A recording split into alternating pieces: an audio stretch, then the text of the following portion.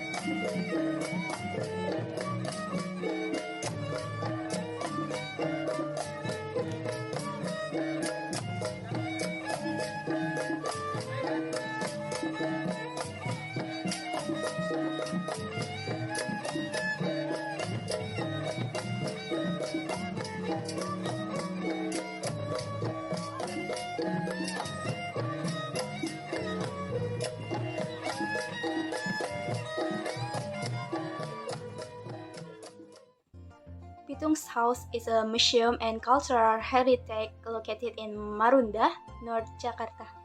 This building is estimated to have been built since the 20th century.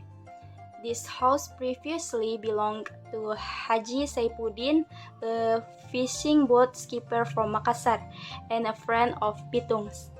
And who doesn't know Si Pitung, a Betawi hero who is famous with his care, always defends and helps the people of the lower classes. This Betawi original legendary figure is even often referred to as the Robin Hood from Indonesia. Pitung robes to be distributed to the oppressed people. Pitung chose the road as a robber because he felt hurt with his parents' livestock were confiscated and was always asked for the tax by colonialists. Meanwhile, the rich people received special treatment from the colonialists. That's why Pitung felt a grudge against rich people. Pitung was hated by the nobility and Dutch colonialists. This house was used as a place to hide from the Dutch colonialists. Pitung's house area is designed with Bugis architecture in the form of house on steel made of solid wood. The building was created to adapt to Jakarta area which is prone to flooding. To enter the house, we need to climb some stairs made of wood. Pitung's house has a number of rooms such as a terrace room, living room, bedroom, dining room, kitchen, and family room, and then backboard which are still in their original condition with a classic feel. There are a number of household furniture and bamboo hats hanging from the back porch. There is also a net for catching fish that is installed in a floating position which show the closeness of Pitung's life with first fishermen and also the sea. Don't forget to, in the corner of the room, there is a statue with a flat patch dressed typical Betawi. The Pitung House area, which is one of the coastal tourist destination in North Jakarta, will be the location for the implementation of Betawi culture and culinary attraction. Activities aimed at preserving Betawi culture.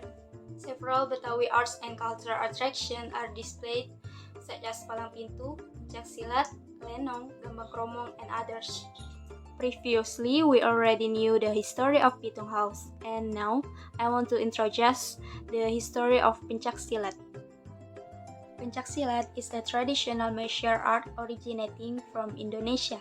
The elements of the martial art of the pencaksilat are by using punches with hands and kicks with feet. Pencaksilat is a martial art that's in great demand by many people, especially the people of Indonesia. This martial art is widely known in various countries such as in Malaysia and Singapura, pencaksilat is known as gayong and cekak, while in Thailand, this sport is known as bersilat, and in Philippines, its name is pasilat. Every region in Indonesia has a unique and different style of pencaksilat. For example, in West Java is famous for the Cimande and Cikalong genre. In Central Java there is a Merpati Putih, and East Java there is the PSHT and Presaidiri. The parent organization of pencaksilat in Indonesia is Ikatan Pencaksilat Indonesia or IPSI. Every 4 years in Indonesia, there is a national level pencaksilat match in the National Sport Week or PON. Pencaksilat has also been competed in the South Hills Asian Games or SEA Games since 1987. In 2019, pencaksilat was decided by UNESCO as an intangible culture world heritage. This is one of the government effort to promote pencaksilat as an Indonesian culture heritage, which means that it has been recognized internationally. Pencaksilat is usually also found in the procession before the wedding of the Betawi people, namely Palang Pintu tradition. And this time, I will show you a little clip of the Betawi pencaksilat video which is quite popular. It's namely Cingkrik, but it's almost extinct because not many people can learn the knowledge easily.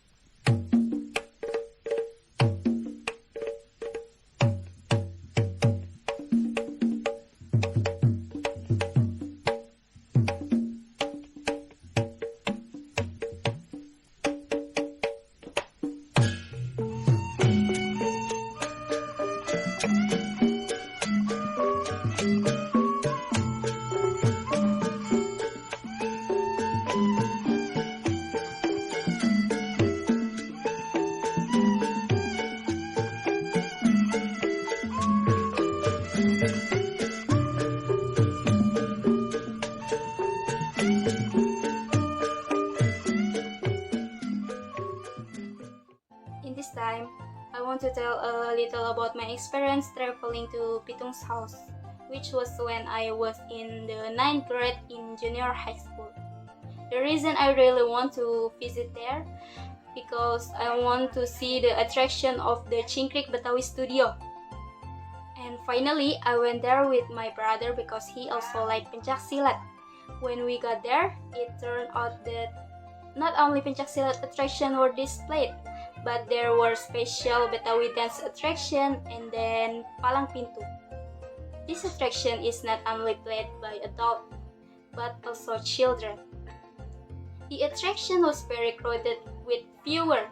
Some of them even went to register for practice at the studio. This is an interesting experience because you can see the move from the Cingkrik pencaksilat, where Cingkrik is one of the oldest Betawi silat. After all the attractions were finished, I went around the house of Pitung. And my opinion, what is unique about Si Pitung house is the typical Bugis house design. So if we want to know to typical Bugis house, we as Jakarta people don't have to go far by plane to Sulawesi, enough with to tour to the house of Pitung.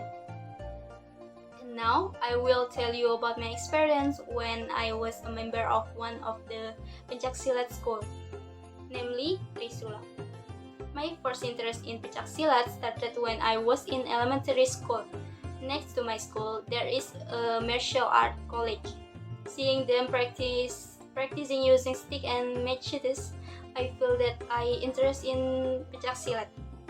And then when I was in junior high school, I dared myself to join the college.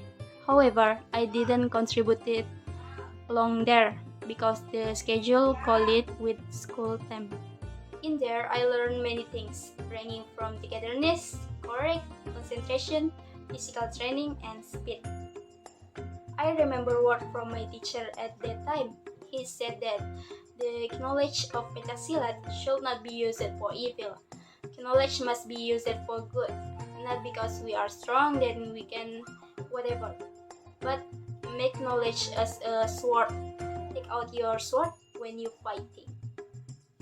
After I graduated from junior high school, I continue my hobby to knowledge of pencaksilat at vocation high school, but with a different silat colleague from before.